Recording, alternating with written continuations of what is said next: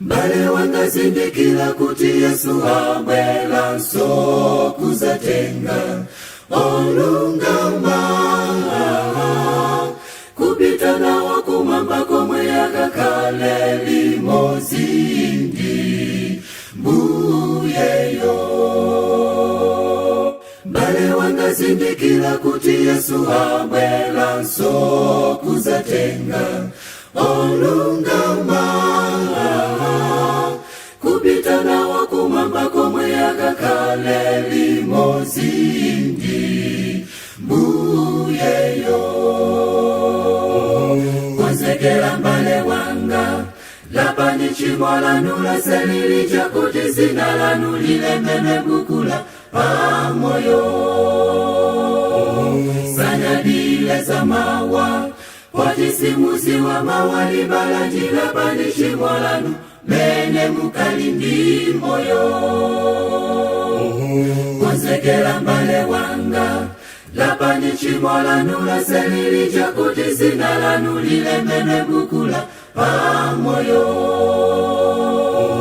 Sanyadile za mawa watisimusi wa mawali balanjila pani chimo lanu mene mukalindi moyo.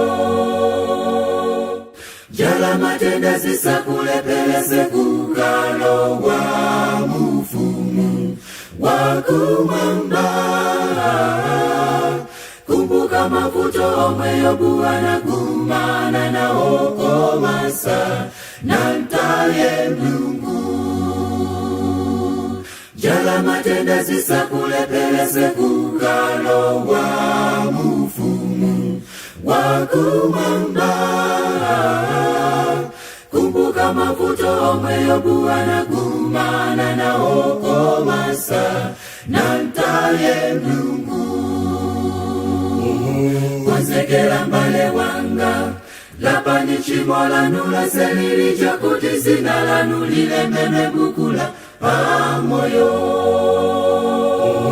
Sanyadile za mawa watisimusi wa mawali balanjila pani chimo lanu mene mukalindi moyo.